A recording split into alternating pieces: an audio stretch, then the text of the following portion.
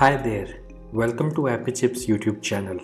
I am Ambajan and today we will learn how to install this app on Mac using Homebrew, which is also popularly known as simply Brew. But before we get started, let me answer some frequently asked questions first. To start with, what does a package manager like Homebrew does? Well, a package manager lets you install, uninstall or repair apps on your Mac. A package manager is very similar to App Store on macOS or Microsoft Store on Windows operating systems, except that a package manager uses commands that you type on Mac terminal to install or uninstall different programs. Some of the popular package managers for Mac include Homebrew, Nix, and Macports. And if you are coming from a Linux background, you will feel at home with Homebrew, especially if you have used package managers like apt, pacman, yum, etc. on Linux based operating systems. Next up, is it safe to install the Mac apps via Homebrew? Short answer, yes. In fact, Homebrew is the most popular and thus most widely used package manager on macOS. Moreover, Homebrew is a non-profit member of Software Freedom Conservancy Foundation, also known as SFC Foundation. Many other open source projects like Git, BusyBox, Samba, Wine are all part of this Software Freedom Conservancy organization. Also, you might be surprised to know that Homebrew is the most forked project on GitHub and it has the largest number of contributors on its GitHub repository. Many devs at organizations like Google, Apple, Dropbox, Stripe, etc. use Homebrew to set up different development environments on their MacBooks and iMacs. Next question. Can you use Homebrew to install programs on Apple Silicon or more popularly known as M1 MacBooks? Again, yes. Starting version 3.0 of Brew, Apple Silicon is now supported on Homebrew. In fact, Homebrew also supports programs that are at the moment only supported via Rosetta 2 on Apple Silicon.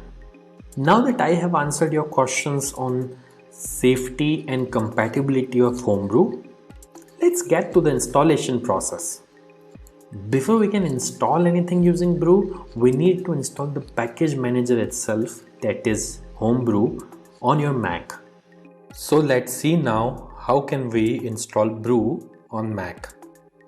Let me open my Mac here.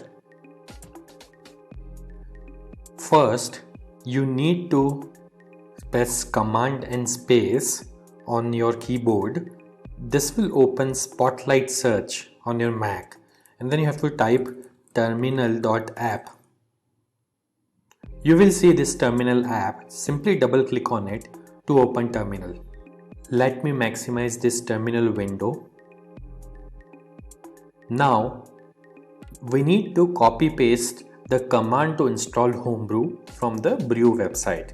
So open your web browser and simply go to the website brew.sh.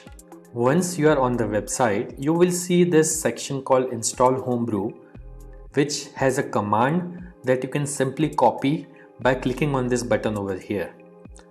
Once it is copied, you have to go back to terminal, right click, paste. Now that the command is copy paste over onto this terminal, press enter. This will start Brew installation. Now it is prompting me to enter my user's password on Mac. I am going to type the password now, but it won't be visible on your terminal. Once you have entered the password, simply press enter, and if the password is correct, the script will continue. Now it is saying press return to continue the installation.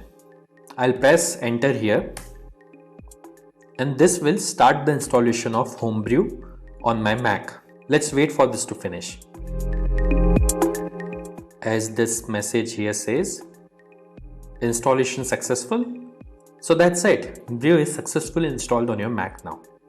Now before we proceed, I would like to highlight that Brew collects anonymous usage data via Google Analytics. As you can see on this page, if you want to opt out, you can simply run this command brew analytics off and press enter, which simply disables the anonymous usage data collection on your Mac.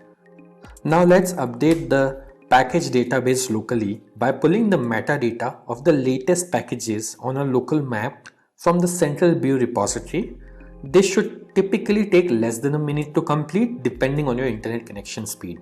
To do so, simply type the command brew update and press enter.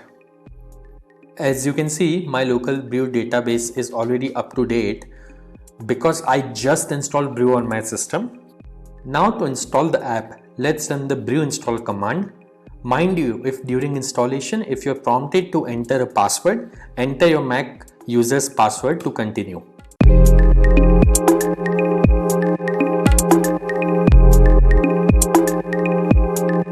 That's it. The installation was successful. If this video was useful, don't forget to hit the like button. And if you faced any problems during the installation in this video, please leave a comment below and somebody from AppyChip team will reply back to you. If in future any app installed using Brew stops working, then you can simply reinstall it using the command brew space reinstall space the name of the program. For example, I'll try to reinstall this program called Hello, which is already installed on my system. As you can see, it is downloading the program and it says reinstalling Hello, and now Hello is successfully installed. And if you want to uninstall any app installed using Brew, simply run brew space uninstall space the name of the program. In this case, I will try to uninstall the program Hello, which is already installed on my system. As you can see, within a few seconds, it says the program is successfully uninstalled. Also, over time, Brew might end up consuming disk space on your Mac as it keeps installers of the programs that you had installed on your hard disk in a cache directory. So you can use the brew space cleanup command once every 6 to 12 months to free up some space on your Mac. This command removes app installers and older versions of the packages only. It would not uninstall any of the apps that you have installed. As you can see, Brew Cleanup was successfully run on my system. So do subscribe to our channel as we have tutorials for installation of over 9,000 programs on Mac, which will come handy. If you need to install other apps on Mac in future, chances are that we have got it covered already.